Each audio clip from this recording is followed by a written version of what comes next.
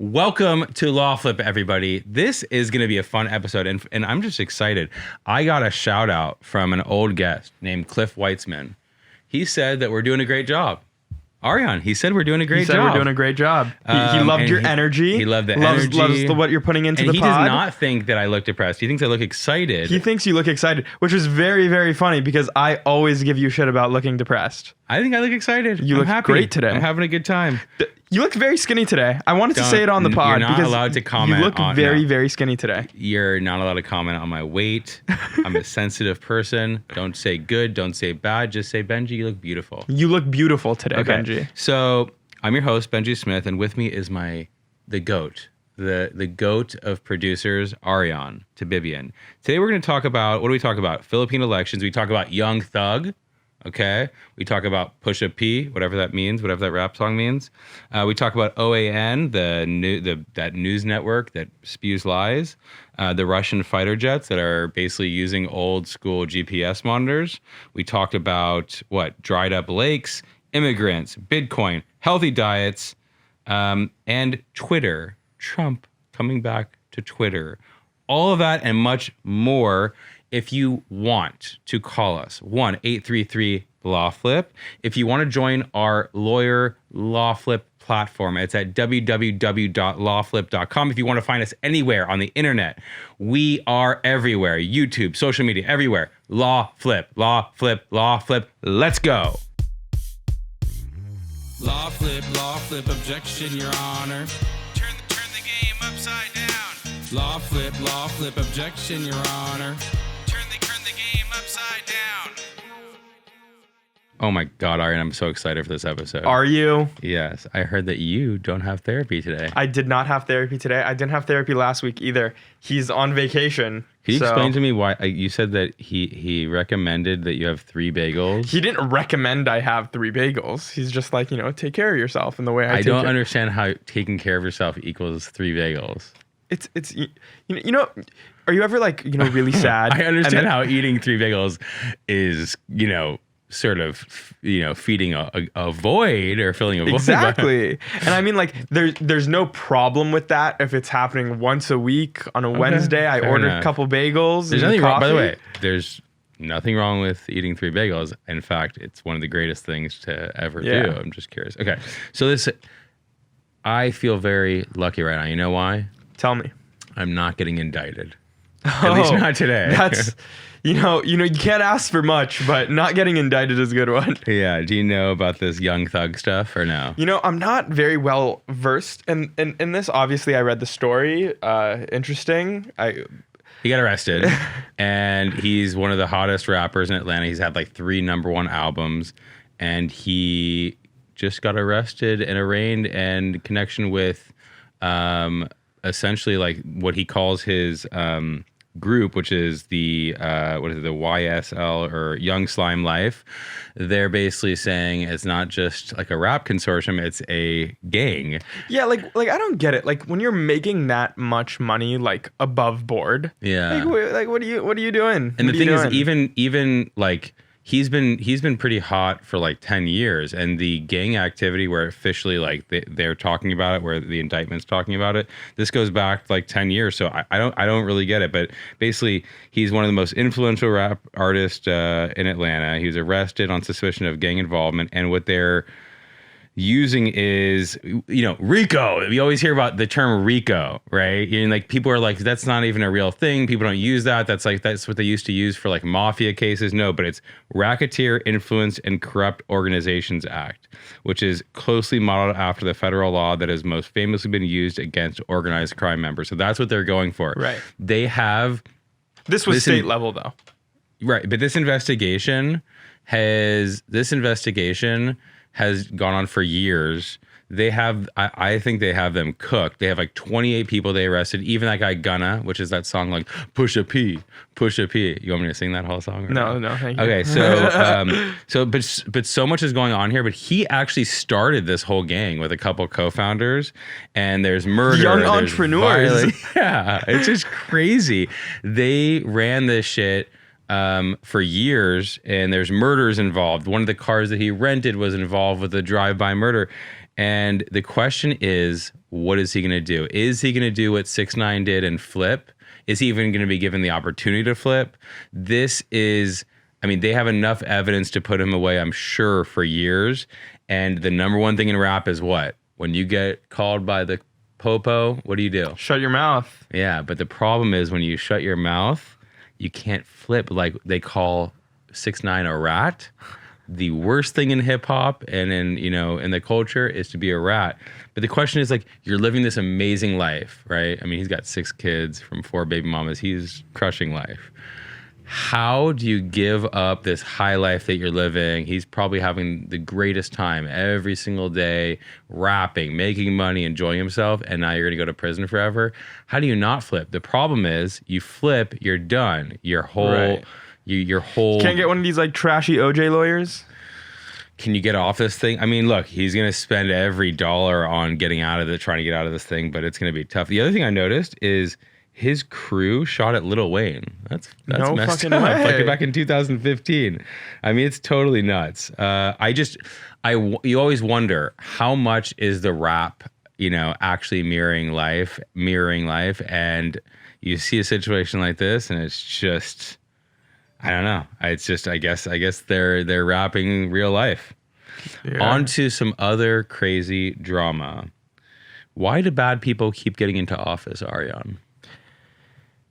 I think because they get lied to through social media all the time. And you think it's disinformation? Yeah. Is that, you think that all things being equal, the right people will get elected, but instead we have some powerful people? Yeah, definitely. All things being equal, definitely the right people would have been elected. And in most elections anywhere. I mean, you look at the United States and you look at gerrymandering and voter suppression, things like that, and then stuff happening on social media, and you can see similar things happening all over the world. Yeah. Speaking of, we have an election in Philippines. So Ferdinand Marcos Jr., the son and namesake of the late dictator in Philippines, is on the cusp of winning the election in Philippines, the presidential election, by a landslide.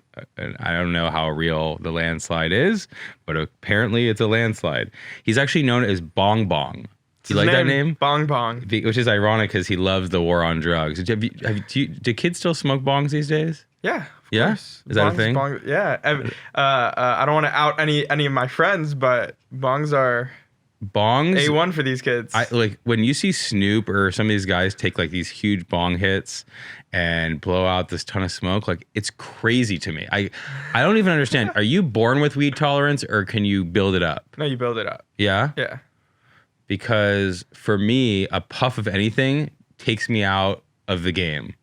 Gone. Like you're too high or like the coughing? Oh, it's coughing. It's high. I mean, I haven't even done it in a long time. It's too much. It's literally like too much. So anyway, this guy's known as Bongbong, and this is potentially going to return the dynasty to the Malacanang Palace, which is his father ran the government, 30 plus years ago, and he was a dictator. He was a dictator. Yeah. And they actually had to flee to Hawaii because of some uprising. They embezzled billions. They embezzled billions with a billions of dollars. And they borrowed money from other countries. They would point to the fact that there's a lot of infrastructure built up.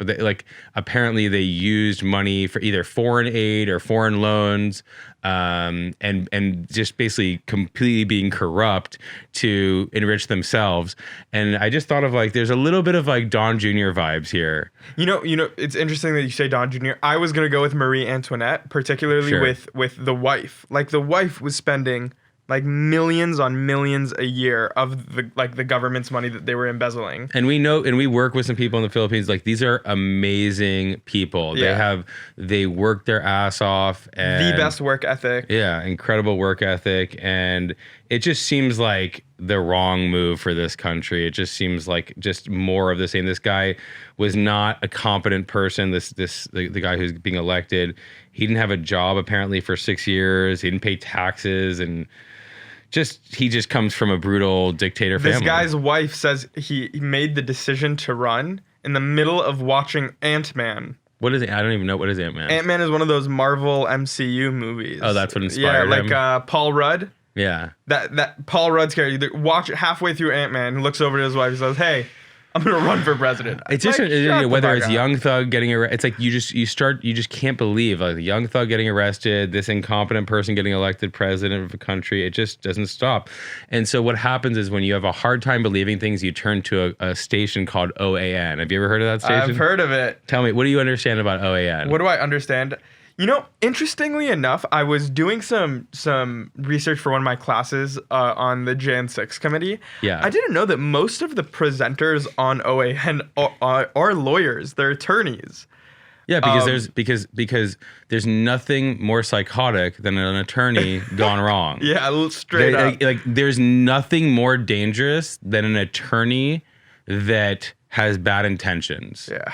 Like and is delusional, right? Because first of all, it is hard to pass that bar exam, but once you do it, there's a lot of things that can happen in your life. It's not like, you could switch. Yeah. And so you could use that. I mean, all those Sidney Powell, Rudy Giuliani, these are all people that are lawyers and were smart and educated, but they switched. They had some switch go off to turn them completely insane. So anyway, so OAN, it's nothing short of a right-wing propaganda 24/7.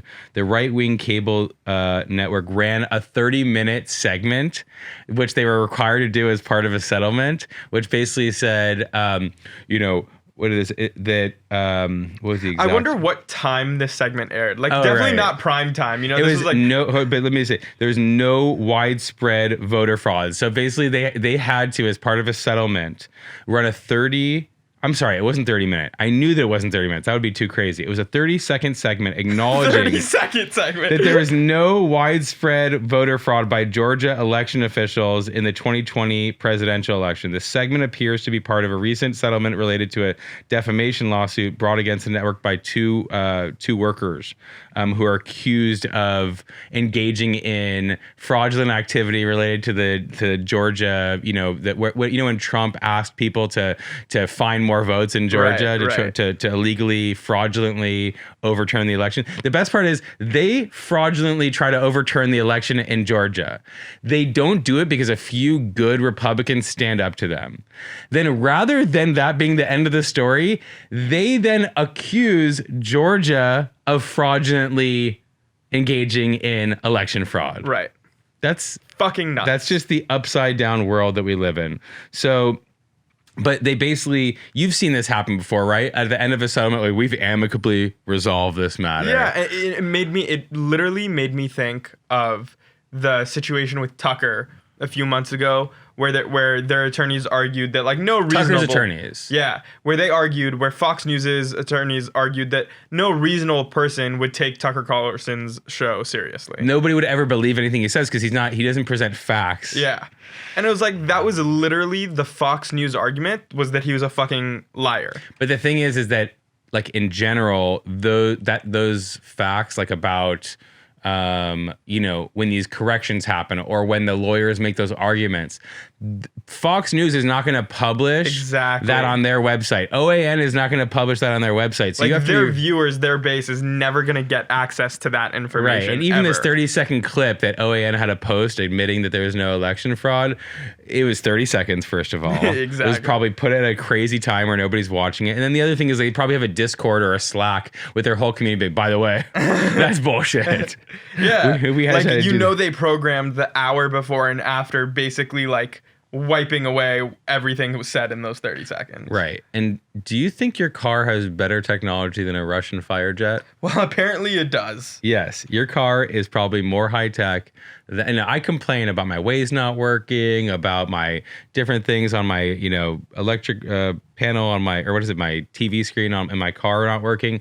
These guys are giving up their life for their country, and they're flying jets with basically taped down basic GPS devices, from like the 90s.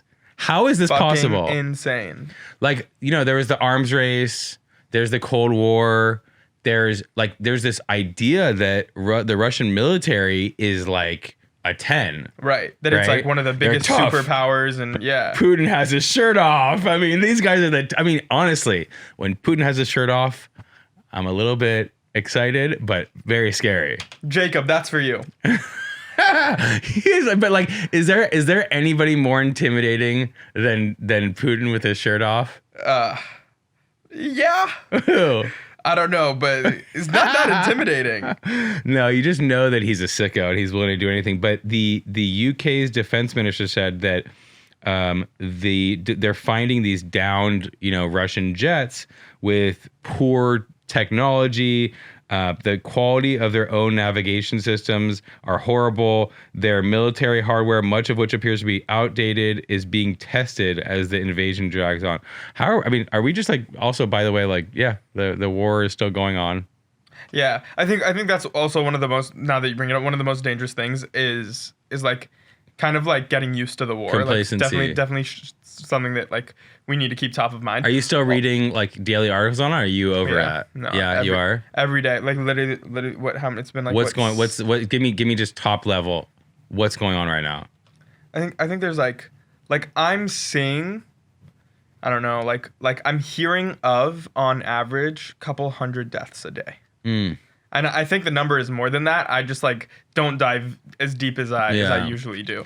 But this is what happens when you give all your money to oligarchs. You don't have the money to spend on basic technology for your wars that you're doing. And it makes me think, I mean, like, obviously we spend more money than the next however many countries combined on our military and stuff. But I wonder, like, if America were to get involved, like, on a full-scale level, like, in a world war level way, like how prepared are we, do you think? I think if you just think about the stories that we've talked about so far and just life, every time you think somebody is one thing, when you look under the hood, it's not always the case. And I pray that we are as like the greatest military superpower in the world, but it's just run by humans. And there's just so many ways to be imperfect. There's the young thugs, there's the Philippine dictator, there's OAN, there's all sorts of shenanigans going on all the time. I think that if you looked under the hood of our military, you'd see an incredible military, but you'd also see all sorts of kinks in the armor, and like there'd be some things missing. Yeah, some terrible things. I was listening to The Daily today. I don't think it was today's episode. It was an episode from a few days ago. I think it was about drone pilots, like the people in Nevada who like fly the drones that like go all over the world and kill people, and just like how terrible that system is, and like how the military doesn't take care of them at all. Doesn't take care of the drone operators? Yeah.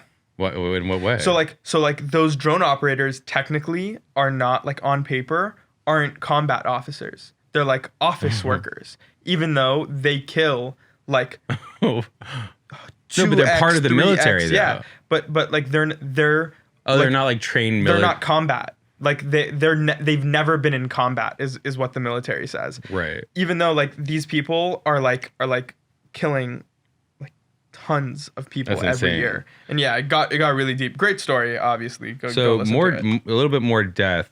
More human remains found at Lake Mead as reservoirs water levels plunges. So what do you think is at the bottom of our lakes, Ariane? What do you think is at the bottom of our lakes? Like just weapons and I don't know, dead bodies. Probably another like 10, 15 dead bodies. Yeah, they're dead bodies. So more human remains were found at Lake Mead over the weekend, less than a week after a body in a barrel was discovered at the reservoir. It was the second set of human remains found at Lake Mead, the country's largest reservoir, as water levels plunged. So basically, I just like the climate change stuff just rearing its head again. And basically because of the drought, because of climate change stuff, they're finding all sorts of weird stuff. So even though like these dead bodies are found and they have nothing really to do with the fact that there's a drought, isn't it kind of just a little bit symbolic? Yeah, absolutely. Just like the death that we're seeing as water levels are falling in this lake, like as water levels fall, another dead body, there's going to be more. And it's just going to be perfectly symbolic of the water levels falling all over the state and the effect that that's going to have. So I think it's unfortunate, but a very, very good symbol for what is here to come for California. Yeah, and I don't think climate change. I think like in general, people are giving up on climate change now. I don't know. I think like one of the things that that I see a lot is that like people in my age group, yeah, like we talk about it a lot, But like at the Nobody does anything. Yeah, at the same time, like listen, like I have my hydro flask, you know, like save the plastic water bottles. I go through a box of plastic water bottles every month. You know what I mean? Like, I'm not gonna lie. Oh yeah, where does the water come from for your hydro flask? My Brita filter. So at least the water is. But there was a period where I was literally dumping plastic water bottles into my hydro flask. Okay, I want to talk to you about immigrants. Do you think like the stereotypes against immigrants in America are disappearing? Disappearing? No. Maybe a little less so. Yeah. How do you like in California? Let's talk about Los Angeles. You're Persian. I'm Persian. Right. We talk about Persians a lot. What do you think the stereotypes against Persians are at this time? Like the heaviest stereotypes? Heaviest stereotypes. I mean, like, I think other communities in LA don't have necessarily like a lot of opinions on Persians, because Persians usually mostly congregated like on the west side in Beverly Hills, like in Culver City and Santa Monica. In those places where they are mixed with like other people, I think there are a lot of stereotypes of just like people kind of just being scummy and like screwing people over. Like some people, like, I don't know, some people are kind of dirty. You know? But Persians, for real, to me, one of the stereotypes that is positive, I think, is that they are the most ingenuine. Like they know how to create business. Yeah. They know how to create business. And so there's this new story that says that compared to native born citizens, immigrants are far more frequently involved in founding companies at all scales. Does that surprise you? You know, no, I love this story. Anytime we're shitting on white people, really, just it does it for me. It does it for me. I'm okay with a little shitting on white people. Exactly. So immigrants to the U.S. are more likely to start businesses than native-born Americans are, according to a study that takes a wide-ranging look at registered businesses across the country. I think that also has to do with I think immigrants believe in the American dream a little bit more, and they immigrate here and they're like, well, like, I want to do it for myself. But there's different type of immigrant stories, because I hear a lot of immigrant stories where the parents are like, no, you have to do the most traditional thing and work and don't rock the boat. Like, is that your like crew? What are the parents like in your family and like your crew? I think it's both. I think you can not rock the boat and be an entrepreneur, particularly if like go into like law or go Is into... it still law and doctor, being a lawyer, doctor, engineer? Yeah. That's it. Yeah. So, but I mean, engineer isn't like, it used to be like mechanical engineer, like go become a rocket scientist or some shit like that. I think like computer engineering has like entered that realm of like going into CS is like for sure like something that. But ranking between the three, lawyer, doctor, engineer, what is it? Yeah, literally you said it. Lawyer, doctor, engineer? Yeah, maybe doctor first, maybe. And it doesn't matter how, and like, to be completely honest, doesn't matter what you're doing for society, or does it matter how much money you're making? No, it's just money. Okay, just want to make sure. Which I hate, but yeah. Yeah. But yeah, immigrants tend to be more motivated, I find, than entitled Americans. So they're great to be around. It's very motivating. Okay, some Bitcoin news. So I have in my account, in my Coinbase account, what was valued at one point at around $33,000. And what do you think it's valued at today? 15. 12. Ooh. 12. That's tough. Ooh. But the toughest part is, and we've sort of talked about this before, I wish that Bitcoin was like not on the same trajectory as the stock market, because I've had not as bad of a time in the stock market, but pretty close. Right. I thought that when the stock market was going down, Bitcoin was supposed to do something different. No? I mean, that was the goal. It isn't really working out that way. So Bitcoin, 40% of Bitcoin investors are now underwater, new data shows. By the way, that 40%, 60% are probably the people that bought it for like a penny. Right. I mean, right. Like, so I think those 40% are probably the people who put in a ton of money, institutional investors. Yeah. Because right now it's at a level, let's say it's at, I think it's at 30,000 or something. So I think if there's anything we've learned though, is that we can't make any prediction on this. Like we have no idea the way it's gonna go. Like I think it's gonna go. I think it's eventually gonna go up. I don't know why, but I think it's gonna eventually go up. But it's just crazy that it's off its peak by nearly 55%. And in the last month alone, 15.5% of all Bitcoin wallets fell into an unrealized loss as the world's most popular cryptocurrency plunged to the $31,000 level. So, yeah, I mean, it looks like, look, the only market in the world, the only asset class that I've seen that not only hasn't been touched, but accelerated up is what? Real estate. California real estate, at least. Right. The question is, when is that going to plunge next? Because hopefully soon, God willing soon. Oh my God. I look at that market every day, all day, trying to find some action. There is nothing.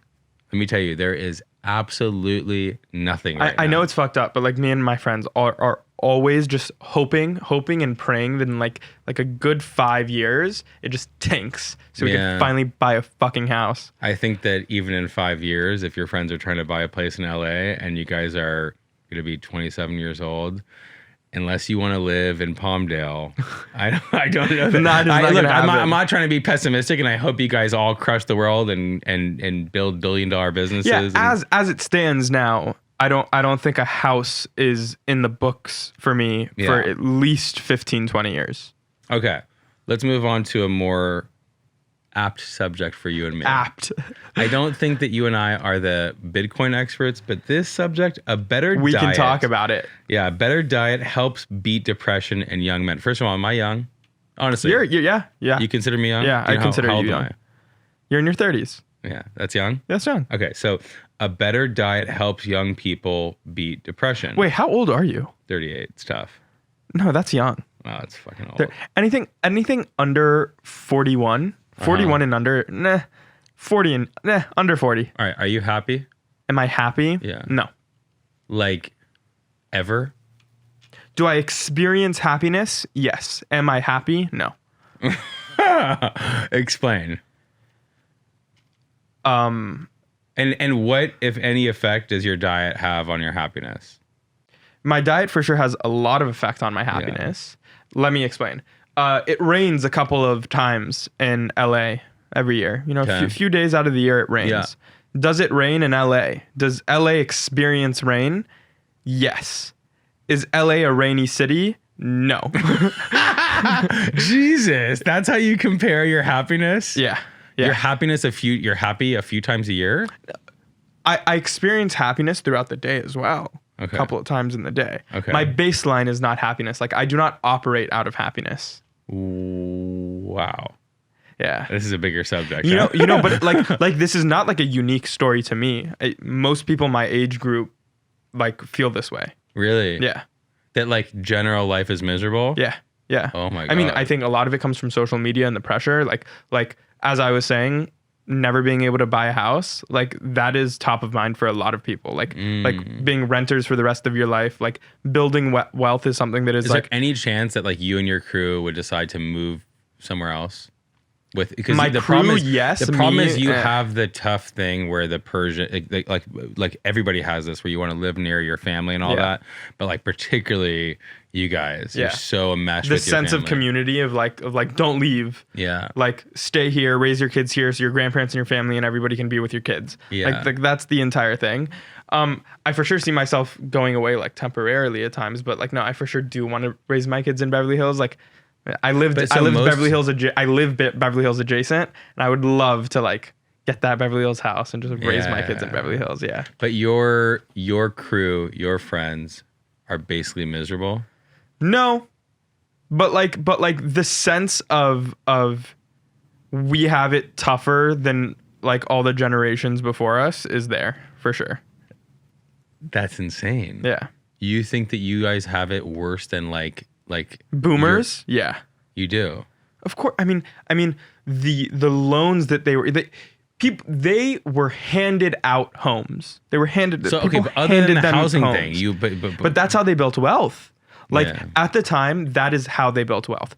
they would get a loan, they would buy a house, they would get a line of debt off of that house, they would build their wealth, advance the house, build all the real estate, like can you see all of it. Like where are people my age supposed to build wealth? Oh, Bitcoin, oh, NFTs, oh, the stock market. Stock market has been plunging. Like what the fuck are you guys talking about? You know what I mean?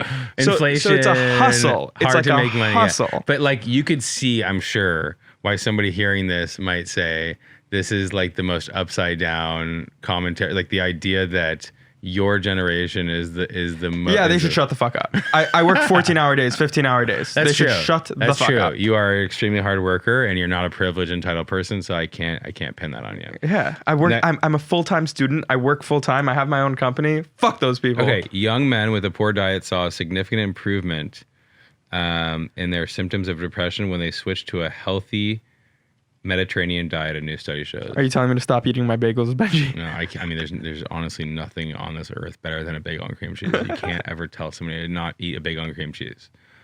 My girl, lox, you know, it's so capers. sad. My girl, there's nothing in life she loved more than like I think either an everything or a sesame seed bagel with lox and cream cheese. Delicious. She's now allergic to gluten, sesame, dairy, and salmon. Damn. So literally the entire thing. Yeah, the entire thing. I mean, That's it's just unbelievable. But it suggests that medical doctors and psychologists should consider referring depressed young people to a nutritionist or dietitian as an important component of treating clinical depression. I mean, look, I've battled food stuff my entire life. Once you've done that battle, you know, some people say you're able to like conquer it and just move on. It's really a challenge every single day of the rest of your life. And it has there's two different things. There's your relationship with food and your weight. Your weight certainly has an effect on your mental health and your physical health. But also your approach to your relationship with food has an effect. Absolutely. And I think that's I think the relationship with food, I went to a buffet, like a high-end buffet for Mother's Day. And I watched as my family and as other people approached this buffet. If you wanted to get into the most psychotic mindset in the world, you would get into the mindset of every single person that's walking in that buffet. There's so much complicated narratives that are happening about what do you, like when you approach a buffet, what does that feel like for you? You know, so I'll say this. It's different for me because I keep kosher, so already things are limited. True. Which is a very big benefit. But I totally get the let me just eat. And let me just eat some more. And let me grab another plate. And you know what? Let me also get this thing. And hey, like, why not? Let's try that thing. And let's put that on the plate. And then all of a sudden you have 3 plates in front of you. They're full to the brim. It's all carbs. It's all sugar. And like, you want to kill yourself. Like, I totally like see that playing out easily. It's hard. But the tough part is it feeds on itself. So literally and figuratively, So just, you know, depression, you eat, depression. It's tough. Okay. I want to just finish this off with Elon Musk says he should reverse the Twitter ban on Trump. So he said he would reverse the ban. He said if his bid to buy Twitter is successful. At a Future of the Car Summit hosted by the Financial Times, Musk said, "I think it was a morally bad decision, to be clear, and foolish in the extreme." He said the permanent bans on Twitter accounts should be rare and reserved for accounts that are scams or automated bots. A temporary suspension is appropriate, but not a permanent ban. What say you? I mean, dude, like they stormed the Capitol because of this motherfucker. I know. I don't know. I don't know if a permanent ban is appropriate for anybody. I don't know. I hear the argument. It's not even a ethical argument. It's a political argument that he should be let back on because once he gets top of mind for people will realize how like shitty he is. But that's like a political argument. It's not like ethical about like the ethos around blocking people. Yeah. But it's tough. It's the world was on edge every single day. Yeah. This guy was president and had Twitter. The world was on edge. I was on edge. It was like you just feel like, are there tons of problems right now under Biden? Yes. But just that constant thing where the entire day's narrative would be shifted because of what that guy would write on Twitter. And from a just selfish standpoint and just like wanting stability and not having that shake up every single day, I would love him to be permanently banned. But I just don't see how you could like how you can decide to keep who and who. I feel like it's a private business. They can do whatever they want. But I just don't see how they can really do a good, like, are you going to keep off every single suspected terrorist? Yes, you should. But are you going to keep off every dictator in every country, like the one that was just elected in the Philippines? I don't know. It's tough. It's very tough. Alrighty. All right, we're moving on to legal tip. If you work for an employer with at least 5 employees in California, and you have a religion that doesn't follow the typical calendar, such as Judaism, Islam, you name it, you can request leave from work for your religious observances as a reasonable accommodation, and your employer generally has to provide it to you as a reasonable accommodation. Your employer cannot discriminate against you based on your immigration status. So a lot of people come to us and they're concerned that either they can't bring claims because they're an immigrant, they are allowed to be discriminated against because they're an immigrant, they don't feel comfortable pursuing claims, they feel like they have to accept being taken advantage of because of their immigration status. And that's not true. The discrimination happens in all sorts of ways. They will include English-only language policies, discrimination based on accent, dress codes that would discriminate against ethnic dress. So if you feel like you're being discriminated against in any way, shape, or form based on your immigration status or anything related to it, call us. 1-833-LawFlip. You could find us at Smith Law. We're an employment, personal injury, class action law firm. Contact us anytime.